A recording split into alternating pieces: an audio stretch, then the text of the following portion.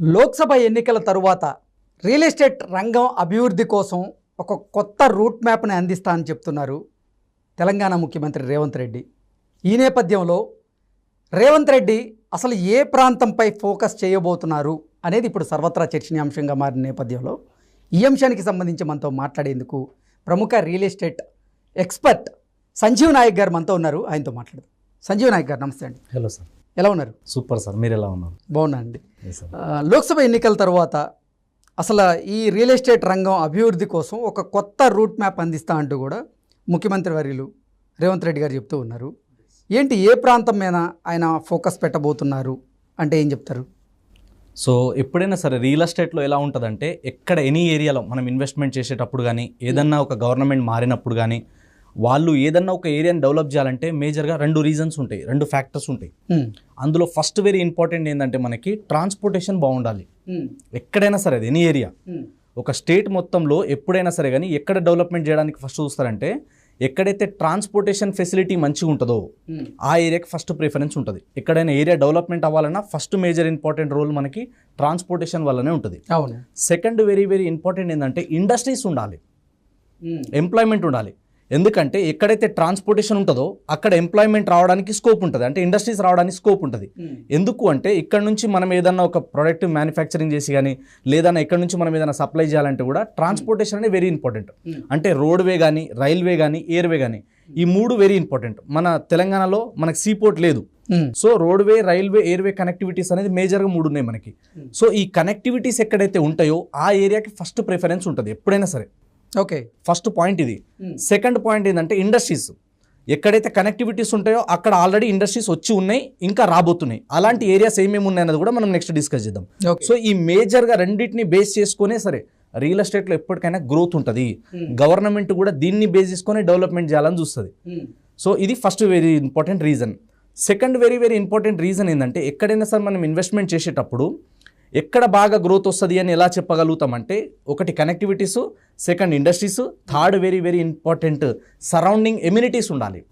అంటే ఎక్కడైనా సరే మనం ఒక ఏరియాకి మనం ఇన్వెస్ట్మెంట్ చేయాలి లేదా అక్కడ గ్రోత్ చేయాలంటే అక్కడున్న స్కోప్ ఎలా ఉంది, చుట్టుపక్కల వాతావరణం ఎలా ఉంది, అక్కడ స్కూల్స్, కాలేజెస్, హాస్పిటల్స్, బ్యాంకులు, ఇలాంటి ఎమ్యూనిటీస్ ఎంత డిస్టెన్స్లో ఉన్నాయన్నది వెరీ వెరీ ఇంపార్టెంట్. ఎందుకంటే ఎప్పుడైతే ఎమ్యూనిటీస్కి, ఎంప్లాయ్మెంట్కి నియర్ బై ఉంటుందో అక్కడ జనాలు రావడానికి, అక్కడ ఉండడానికి ఎక్కువ స్కోప్ ఉంటుంది. సో రియల్ ఎస్టేట్లో నేను వచ్చిన తర్వాత నేను నేర్చుకున్న ఒక విషయం ఏంటంటే, ఎవరైనా సరే ఇన్వెస్ట్మెంట్ ఎక్కడ చేయాలి, ఎక్కడ నుంచి డెవలప్మెంట్ బాగా అవుతుంది అంటే, వేర్ సిటీ ఎండ్స్. సిటీ ఎక్కడైతే ఎండ్ అవుతుందో అక్కడ నుంచి స్టార్ట్ అవుతుంది రియల్ ఎస్టేట్ అభివృద్ధి. ఎప్పుడైనా సరే కానీ ఎక్కడైతే సిటీ ఎండ్ అవుతుందో, ఎక్కడైతే మనకి లైట్లు ఆఫ్ అవుతున్నాయో, ఇది వెరీ వెరీ ఇంపార్టెంట్ పాయింట్. ఎక్కడైతే లైట్లు ఎండ్ అవుతున్నాయో అక్కడ నుంచి రియల్ ఎస్టేట్ మొదలెడుతుంది ఎప్పుడైనా సరే గ్రోత్ అనేది. ఇప్పుడు ఆల్రెడీ హైదరాబాద్లో ఏం లేదు, మీరు చెప్పండి. Already Hyderabad is fully developed. Already Hyderabad ఇప్పుడు రియల్ ఎస్టేట్ మనం గ్రోత్ చూసుకుంటే 2034 కల్లా నెక్స్ట్ 10 yearsలో $1.5 trillion ఇండస్ట్రీకి రీచ్ కాబోతుంది రియల్ ఎస్టేట్ ఇండస్ట్రీ మొత్తం ఇండియాలో చూసుకుంటే. ఇంత స్కోప్ ఉంది. నెక్స్ట్ మనం 2047 కల్లా చూసుకుంటే $5.7 trillion టచ్ చేయబోతుంది. జీడిపిలో కనుక మనం దీన్ని చూసుకున్నట్టయితే 17.5% growth only and only India మొత్తంలో రియల్ ఎస్టేట్ ఇండస్ట్రీ నుంచే ఉండబోతుంది. సో దాంట్లో వన్ ఆఫ్ ది మేజర్గా సిటీస్ చూసుకుంటే మనకి ముంబై ఉన్నాయి, ఢిల్లీ ఉంది, బెంగళూరు ఉంది, పూణే ఉంది. ఇలాంటి ఏరియాలో చూసుకుంటే Hyderabad one of the major city. ఎందుకు? ఇక్కడ వాతావరణం మంచిగా ఉంటుంది, అన్ని రకాల ఎమ్యూనిటీస్, ఫెసిలిటీస్ ఉన్నాయి. పైగా ఎలాంటి లాంగ్వేజ్ వాళ్ళైనా ఇక్కడ ఉండొచ్చు. ఇక్కడ మీరు తెలుగు మాట్లాడాలి, హిందీ మాట్లాడాలి, ఇంగ్లీష్ మాట్లాడాలి లేదు. అదేవిధంగా చూసుకుంటే అన్ని రకాల జనాలు ఇక్కడ ఉండడానికి ఇష్టపడతారు. ఒక్కసారి హైదరాబాద్ నీళ్ళు తాగిన వాళ్ళు అయితే మళ్ళీ హైదరాబాద్ని విడిచిపోరు. అండ్ హైదరాబాద్లో ఉన్న ఇన్ఫ్రాస్ట్రక్చర్ కావచ్చు, సేఫ్టీ కావచ్చు, క్లైమేట్ కావచ్చు, ఈచ్ అండ్ ఎవ్రీథింగ్ మనకు మంచి అవైలబుల్ ఉంది. కాబట్టి హైదరాబాద్ సిటీకి ఎలాంటి డోకా లేదు. నెక్స్ట్ వెరీ ఇంపార్టెంట్ ఏంటంటే, హైదరాబాద్ నుంచి నేను మళ్ళీ చెప్తున్నా, 100 kilometer రేడియస్లో ఎక్కడ ఇన్వెస్ట్మెంట్ చేసినా సరే నెక్స్ట్ కమింగ్ 10 yearsలో ట్రమెండస్ చేంజెస్ చూడొచ్చు. ఇది మాత్రం గ్యారంటీగా చెప్పగలుగుతా. ఎందుకంటే మళ్ళీ చెప్తున్నా, అంటే రియల్ ఎస్టేట్ ఎక్స్పర్ట్స్ అందరూ కూడా అరచేతిలో స్వర్గాన్ని చూపిస్తూ ఉంటారు, కస్టమర్లకి చూపిస్తారు. వాళ్ళ పాపం మాయ మాటలతో మోసం చేస్తారో లేకపోతే ఇంకోటో కానీ వాళ్ళ చేత ఫ్లాట్ కొనిపిస్తారు. కొనిపించిన తర్వాత 5 years 10 years వరకు మీరు దీని దగ్గర నుంచి ప్రాఫిట్స్ ఎక్స్పెక్ట్ చేయకండి. 10 years తర్వాత మీకు ట్రెమెండరస్, మీరు చెప్పినట్లుగా హ్యూజ్ ప్రాఫిట్స్ వస్తాయి మీకు దీని నుంచి అని చెప్తూ మాటలు చెప్తూ ఉంటారు, మాయ చేస్తూ ఉంటారు. వాళ్ళు కొంటారు. కొన్న తర్వాత ఒక సంస్థ నుంచి మీరు ఒక ప్లాట్ అమ్మారనుకోండి, ఆ సంస్థే మళ్ళీ మీకు కావాలన్నా రీసేల్ చేసి పెడుతుందని చెప్తారు. వాళ్ళకి ఏదో ఒకటి అవసరం ఉంటుంది, రీసేల్కి చేయాలి అనుకుంటారు, ఆ ప్రాసెస్లో మిమ్మల్ని సంప్రదిస్తారు. మీరు చేసే లెక్కలు వేరుగా ఉంటాయి. ఏ మాటకి ఆ మాట మాట్లాడుకోవాలి మనం. వాళ్ళ కొన్నప్పుడు ఎంత అయితే ఉంటుందో వాళ్ళు రీసేల్ చేయాలనుకున్నప్పుడు కూడా అంతే ఉంటుంది. ఆ ప్రైస్ చూసి షాక్ అవుతారు వాళ్ళు.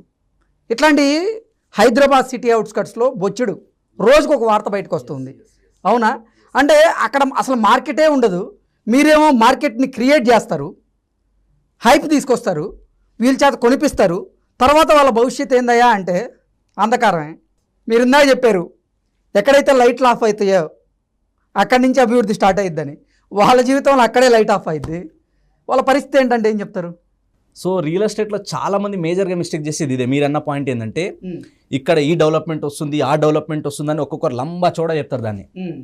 సో రియాలిటీ ఏంటంటే రియల్ ఎస్టేట్ రియాలిటీ ఏంటంటే ఎక్కడైనా మనం ఒక ఏరియాలో ఇన్వెస్ట్మెంట్ చేస్తున్నప్పుడు మీకు ఆల్రెడీ చెప్పాను, కనెక్టివిటీస్ మంచిగా ఉన్నాయా లేదా అన్న చూడాలి. కనెక్టివిటీస్ ఉన్న చోట గ్యారంటీగా నేను చెప్తా. ఇప్పుడు మీరు ఎగ్జాంపుల్ తీసుకోండి కావాలంటే, ఎక్కడైనా సరే ఇన్వెస్ట్మెంట్ చేసేటప్పుడు సిటీ అవుట్స్కట్కి వెళ్ళేటప్పుడు 5 years కంటే తక్కువ మినిమం డబల్ అయిపోతుంది, లేదా మీకు 5 years తర్వాత నేనే రిటర్న్ కొంటా, డబల్ రేట్ ఇచ్చి కొంటా అంటే అది ఏక్ నంబర్ అబద్ధం అని అర్థం. సింపుల్. ఏ కంపెనీ కూడా రియల్ ఎస్టేట్లో నేను గ్యారంటీ ఇస్తున్నా, నేను చాలా కంపెనీలను చూసినా కాబట్టి చెప్తున్నా, మీకు డబల్ రేట్లో నేను 5 years లోపల కొంటా అంటే మాత్రం 99% నమ్మొద్దు. ఎందుకు నమ్మొద్దు తెలుసా? ఎందుకంటే అక్కడ మార్కెట్ వాల్యూ మీరు అన్నట్టు గవర్నమెంట్ చేంజ్ అయిన తర్వాత కానీ, లేదా ఇంకేదైనా కోవిడ్ లాంటిది ఏమైనా వచ్చింది అనుకోండి, సడన్గా పెరగకపోతే ఫేక్ కమిట్మెంట్ ఇచ్చినట్టే కదా. సో ఎప్పుడైనా సరే కానీ కస్టమర్కి ఫేక్ కమిట్మెంట్ ఇవ్వద్దని నేను చెప్తా. ఫస్ట్ కనెక్టివిటీస్ మంచిగా ఉన్నాయా లేదా చూడండి, ట్రాన్స్పోర్టేషన్తో పాటు చుట్టుపక్కల ఎంప్లాయ్మెంట్. ఎప్పుడైనా చూడండి, ఒక ఏరియా డెవలప్ అయితే ఒక ఏరియా డెవలప్ అవ్వదు.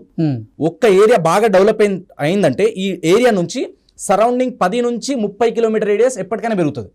మనం 10 నుంచి 30 కిలోమీటర్ పోకుండా ఫస్ట్ మనం సిటీ అవుట్స్కట్కి వెళ్ళేటప్పుడు ఆ డెవలపింగ్ ఏరియా నుంచి 10 కిలోమీటర్ రేంజ్లో పోవాలి. ఫస్ట్ 10 కిలోమీటర్ రేంజ్లో. ఇంకొకటి ఏంటంటే మనం ఫస్ట్ పెట్టుబడి ఎంత పెడుతున్నాం అన్నది చూడాలి, దాన్ని బేస్ చేసుకుని రిటర్న్ ఆన్ ఇన్వెస్ట్మెంట్ క్యాలిక్యులేట్ చేయాలి. చాలా మంది కస్టమర్స్ కూడా చేసే ఒక మేజర్ మిస్టేక్ ఏంటంటే, చాలా మంది ఇలా రంగురంగుల బ్రోచర్లు తీసుకొచ్చి ఏదో అడ్వర్టైజ్మెంట్ ఇవ్వగానే ఏం చేస్తారంటే వాళ్ళు తొందరపడి పోతారు, ఇన్వెస్ట్మెంట్ చేస్తారు. తర్వాత వాళ్ళు ఎక్స్పెక్ట్ చేసిన దానికి రీచ్ అవ్వకపోతే రియల్ ఎస్టేట్లో అందరు మోసాలు చేస్తారు, అందరు లాస్ చేస్తారు అనుకుంటారు. బట్ రియాలిటీ ఏంటంటే ఈ రోజు మీరు పెట్టే ప్రతి ఒక్క రూపాయి పెట్టుబడి మీ కష్టార్జితం ఏదైతుందో 10 ఏళ్ల తర్వాత ఎక్కడైనా మీరు విన్నారా ఇప్పటి వరకు మీ లైఫ్ టైంలో మీరు ఇప్పటి వరకు ఇంతమంది కలిసి ఉంటారు కదా, ఎవరైనా సరే నేను 10 సంవత్సరాల క్రితం అక్కడ ప్లాట్ ఉన్నా, హైదరాబాద్ కానీ హైదరాబాద్ సరౌండింగ్ కానీ, అక్కడ అసలు పెరగనే లేదు, రేట్ ఇంకా తగ్గిపోయిందని విన్నారా ఎప్పుడైనా? చాలాసార్లు విన్నా. తగ్గిపోవడం ఎప్పుడు తగ్గిపోతా అంటే అప్రూవల్స్ లేని వెంచర్లలో ఉంటే, కబ్జాలు డబల్ రిజిస్ట్రేషన్లు అయితే అన్న భయం ఉంటే అలాంటి ఏరియాలో ప్రాబ్లం ఉంటుంది తప్ప, అప్రూవల్ క్లియర్ ఉండి నేను చెప్పినట్టు ఏదైతే మెయిన్ టౌన్కి డెవలప్మెంట్ అవుతున్న ఏరియాకి 10 కిలోమీటర్ రేడియస్లో ఉంటే రేట్ అనేది కొన్నిసార్లు ఏదన్నా ఇబ్బందులు వచ్చినప్పుడు కానీ, గవర్నమెంట్ చేంజెస్ అయినప్పుడు కానీ, ఎలక్షన్స్ వచ్చినప్పుడు కానీ కొంచెం స్లో అవుతుంది లేదా పెరుగుతుంది కానీ తగ్గదు. అండ్ కస్టమర్స్ కూడా ఇన్వెస్ట్మెంట్ చేసేటప్పుడు ఎప్పుడైనా సరే కానీ సిటీ అవుట్స్కట్కి వెళ్తున్నారంటే మిడ్ టర్మ్ లాంగ్ టర్మ్ మీద ఫోకస్ చేయాలి. నాకు ఇప్పుడే ఇల్లు కట్టుకుని ఉండాలి, రెడీ టు మూవ్ అనేటట్టు ఉంటే అవుటర్ రింగ్ రోడ్ లోపల కొనుక్కోవాలి. ఇప్పుడే కట్టాల్సిన అవసరం లేదు, ఇప్పుడే మాకు అర్జెంట్ ఏం లేదు అనుకుంటే 5 years కంటే ఎబో వెయిట్ చేయగలుగుతా అనుకుంటేనే మనం సిటీ దాటి బయటికి వెళ్ళాలి, లేకపోతే పోవద్దు. దానివల్లనే ఎందుకంటే ఒకరిద్దరికి ఇంకోటి ఏంటంటే కొందరు ఏజెంట్లు కూడా ఏం చేస్తారంటే, కొంతమంది నివాస యోగ్యం కోసం కాకుండా కొంతమంది అసలు ఇన్వెస్ట్మెంట్ ఆప్షన్ కింద ప్లాట్లు కొంటూ ఉంటారు. అవునా? అవును. ఎందుకు? మనం దాని మీద ఇన్వెస్ట్ చేస్తే 5 yearsకో 10 yearsకో డబుల్ అయ్యిద్దనో లేకపోతే ట్రిపుల్ అయ్యిద్దనో రియల్ ఎస్టేట్ ఏజెంట్స్ చెప్పే మాటలు విని నమ్మి వాళ్ళు కొంటూ ఉంటారు. అవి డబుల్ కానీ ట్రిపుల్ కానీ 5 times అయ్యే ఆ పరిస్థితి ఉందంటారా ఇప్పుడు? అసలు ఖచ్చితంగా ఉంది. ఎందుకంటే రోజు రోజుకి జనాలు పెరుగుతున్నప్పుడు ఏ ప్రాంతాల్లో ఉంది? సో మేజర్గా మనం చూసుకున్నట్టయితే ఫస్ట్ మేజర్గా నేను చూసినంత వరకు నాకున్న నాలెడ్జ్ ప్రకారం, నేను చూస్తున్న సర్వేల ప్రకారం ఏంటంటే first major highway Bengaluru highway. Bengaluru హైవేలో అప్ టు జడ్చర్ల వరకు ట్రెమెండస్ చేంజెస్ చూడొచ్చు మనం.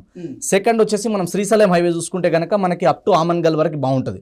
తర్వాత వచ్చేసి మనకి సదాశివపేట్ ఏదైతే మనకి ముంబై హైవే ఉందో అప్ టు సదాశివపేట్ జహీరాబాద్ వరకు మంచి స్కోప్ ఉంది ఫ్యూచర్లో, అక్కడ వరకు బాగుంటుంది. తర్వాత మనకి యాదాద్రి సైడ్ చూసుకుంటే కనుక మనకి వరంగల్ రూట్లో అప్ టు వరంగల్ వరకు ఫ్యూచర్లో బాగుంటుంది. అంటే ఇమ్మీడియట్గా రాకపోవచ్చు, కొంచెం మనకి యాదాద్రి, ఆలేరు, జనగాం వరకు ఇప్పుడు బాగుంది. ఇన్ ఫ్యూచర్ అప్ టు మనకి వరంగల్ వరకు మంచి స్కోప్ ఉంటుంది. కాబట్టి మనం ఇన్వెస్ట్మెంట్ చేసేటప్పుడు ఎక్కడైనా సరే కానీ డిస్టెన్స్ వెళ్తున్న కొద్దీ ప్రైజెస్ తగ్గుతూ ఉంటుంది. సో మనం అండ్ ఎంత డిస్టెన్స్ వెళ్తే అంత ఎక్కువ టైం వెయిట్ చేయాలి. సో దానివల్ల ఏమవుతుందంటే రిటర్న్ ఆన్ ఇన్వెస్ట్మెంట్ మంచిగా ఉంటుంది. కంపౌండింగ్ ఇంట్రెస్ట్ గురించి చాలా మంది తక్కువ మంది చూస్తారు. వడ్డీకి చక్రవడ్డీ ఎప్పుడు కలుస్తుంది, రాతోరాత అయిపోదు కదా, ఓవర్ నైట్ సక్సెస్ రాదు కదా. సో కంపౌండింగ్ ఇంట్రెస్ట్ ఎట్లయితే పెరుగుతుందో భూమి మీద పెట్టుబడి పెడితే కూడా అది కూడా రిటర్న్ ఆన్ ఇన్వెస్ట్మెంట్ అనేది కంపౌండింగ్ మీద డిపెండ్ అయి ఉంటుంది. Okay. So long term wait చేయగలుగుతామంటేనే సిటీ బయటికి వెళ్ళాలి. చాలా మంది ఏంటంటే ఇప్పుడు అప్పులకి ఇస్తేనే వడ్డీలకి ఇస్తేనేమో గ్యారంటీ ఉండదు, బ్యాంకులలో ఫిక్స్డ్ డిపాజిట్ చేయడానికి ఇంట్రెస్ట్ చూపిస్తలేరు, గోల్డ్ కొంటే దానికి సెక్యూరిటీ ఉండదు, ఎవరు ఎత్తుకోతారో అన్నది తెలియదు. కానీ అదే మన ప్రాపర్టీ కొంటే ఖచ్చితంగా మనం ఒక 10 సంవత్సరాలు వెయిట్ చేయగలిగితే అద్భుతమైన రిటర్న్స్ వస్తాయి. ఓకే, రేవంత్ రెడ్డి గారు ఈ లోక్సభ ఎన్నికల తర్వాత ఏ ప్రాంతాల మీద ఫోకస్ చేయబోతున్నారు, ఏ ప్రాంతంలో రియల్ ఎస్టేట్ రంగాన్ని అభివృద్ధి చేయబోతున్నారు, ఆయన రూట్ మ్యాప్ ఎలా ఉండబోతుంది అంటే ఏం చెప్తారు? సో మేజర్గా ఇప్పుడు మన తెలంగాణలో చూసుకుంటే బాగా డెవలప్మెంట్ అయ్యే కొన్ని ఏరియాస్ ఉన్నాయి. అందులో మనకు ఫస్ట్ ఏదైతే ఉందో Hyderabad already well developed, Hyderabad చుట్టుపక్కల ఎక్కడైతే స్కోప్ ఉన్నాయో అలాంటి కొన్ని మేజర్ హైవేస్ ఉన్నాయి, కొన్ని మేజర్ ఏరియాస్ ఉన్నాయి. ఇప్పుడు రీసెంట్గా మనం చూసుకుంటే ఆయన సీఎం కాకముందు కూడా ఆయన చెప్పడం ఏం జరిగిందంటే రియల్ ఎస్టేట్ ఇండస్ట్రీ నుంచి వచ్చినా కాబట్టి రియల్ ఎస్టేట్ని ఎలా డెవలప్మెంట్ చేయాలో నాకున్నంత నాలెడ్జ్, నాకున్నంత ఎక్స్పీరియన్స్ ప్రీవియస్ ఇప్పటివరకు ఎవరికి ఏ సీఎంకి కూడా లేదన్నారు. సో ఆయన ఏమన్నారంటే ఏదైతే ఔటర్ రింగ్ రోడ్ లోపల మనకి ఇదంతా కూడా మనకి urban Telangana, outer ring road నుంచి రీజనల్ రింగ్ రోడ్ వరకు ఇది semi urban Telangana or suburban Telangana చేస్తామన్నారు. దీని తర్వాత ఈ రీజనల్ రింగ్ రోడ్ నుంచి మనకి బార్డర్ వరకు, తెలంగాణ బార్డర్ వరకు అంతా రూరల్ తెలంగాణగా డెవలప్మెంట్ చేయాలన్నారు. ఇప్పుడు గుడ్ న్యూస్ ఏంటంటే మనకి ఏదైతే ఈ రీజనల్ రింగ్ రోడ్ వరకు అంత ఏరియా కూడా ఇప్పుడు హెచ్ఎండిఏ లిమిట్ ఎక్స్పాండ్ చేస్తున్నారు.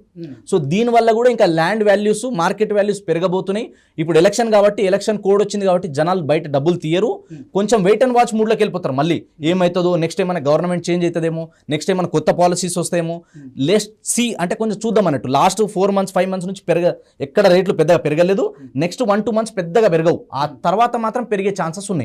కాబట్టి ఇంటెలిజెంట్ ఇన్వెస్టర్స్ అందరూ కూడా తక్కువ రేంజ్లో ఉన్నప్పుడే మనం ఇన్వెస్ట్మెంట్ చేసుకోవాలంటే కనుక కొనే వాళ్ళకి బయర్స్ మార్కెట్ ఇది. కానీ నా దగ్గర ప్రాపర్టీ ఉంది, కొంచెం అవసరం ఉంది, అమ్మేద్దాం అనుకునే వాళ్ళు ఈ టైంలో అమ్మొద్దు, కొంచెం ఆగి ఇంకొక 6 months తర్వాత ప్లాన్ చేస్తే మాత్రం మంచి రిటర్న్స్ వస్తాయి. ఇప్పుడు అమ్మడానికి ప్లాన్ చేసినాం అనుకోండి, వాళ్ళు ఏంటంటే మనకి డిమాండ్ లేదు కదా ఇప్పుడు, అందుకని చెప్పి వాళ్ళు ఇంకా తక్కువ రేటుకి అడగడానికి ఆస్కారం ఉంటుంది. సో మొత్తానికి రేవంత్ రెడ్డి గారు ఈ లోక్సభ ఎన్నికల తర్వాత ఏ ప్రాంతాల మీద ఎక్కువ ఫోకస్ పెట్టబోతున్నారు, ఏ ప్రాంతాన్ని అభివృద్ధి చేయబోతున్నారు? సో రేవంత్ రెడ్డి గారు మీకు ఆల్రెడీ తెలుసు, ఏదైతే మేజర్గా మనకి మహబూబ్నగర్ డిస్టిక్, సో తర్వాత ఇప్పుడు వచ్చేసి మనకి వికారాబాద్ డిస్టిక్, ఆయన ఇప్పుడు ఏదైతే కొడంగల్ ఉందో సో అక్కడ ఏరియా అంటే ఎక్కడైనా సరే ఒక గవర్నమెంట్ వచ్చినప్పుడు ఏం చేస్తారంటే వాళ్ళ ఏరియాని ఫస్ట్ డెవలప్మెంట్ చేయాలని అనుకుంటారు ఎప్పుడైనా సరే. సో ఏదైతే మనకి వికారాబాద్ కావచ్చు, పరిగి కావచ్చు, ఏరియా అంతా ఉంది కదా కొడంగల్ ఏరియా, ఇదంతా ఉమ్మడి మహబూబ్నగర్ డిస్టిక్ ఫస్ట్ వెరీ అవును, కల్వాకుర్తి ఇదంతా కూడా. తర్వాత ఇదంతా మనకి మహబూబ్ నగర్ వరకు ఏరియా, అంటే బెంగళూరు హైవే, శ్రీశైలం హైవేలో ఎలాంటి చేంజెస్ ఉండవు, మంచిగా గ్రోత్ ఉంటుంది. దాని తర్వాత వచ్చేసి నెక్స్ట్ ఏంది, యాదాద్రి టెంపుల్ ఆల్రెడీ మనకి డెవలప్మెంట్ అయింది, ఆ రూట్లో మంచి స్కోప్ ఉంది, అక్కడ కూడా స్కోప్కి ఎక్కువ ఛాన్సెస్ ఉన్నాయి. ఎందుకంటే మెట్రో అక్కడ దాకా ఎక్స్పాండ్ చేయడం, రోడ్లన్నీ వైడ్ చేయడం, ఆల్రెడీ మనం శ్రీశైలం హైవే కూడా 4 lanes ఉన్నది, ఇప్పుడు ఎక్స్పాండ్ అవుతుంది ఇంకా. దాని తర్వాత వచ్చేసి విజయవాడ హైవే అప్ టు మనకి చౌటుప్పల్ వరకు బాగుంటుంది, ఆ ఏరియాలో బాగా డెవలప్మెంట్ చేయడానికి ఎక్కువ స్కోప్ ఉంది. తర్వాత మనకి బెంగళూరు హైవేలో అప్ టు జడ్చర్ల వరకు ఉంటుంది. దీని తర్వాత నెక్స్ట్ వచ్చేసి మనకి ఏంటంటే ఇక్కడ సదాశివపేట్ సైడ్ చూసుకుంటే జైరాబాద్ వరకు, జైరాబాద్లో మేజర్గా నిమ్స్ అనే ప్రాజెక్ట్ ఒకటి ఉంది కాబట్టి దాన్ని బేస్ చేసుకొని అక్కడ వరకు కూడా డెవలప్మెంట్ చేయడానికి ఈ రూట్లో మేజర్గా ఈ డెవలప్మెంట్ ఏరియాకి ఇక్కడ వరకు ఉంది.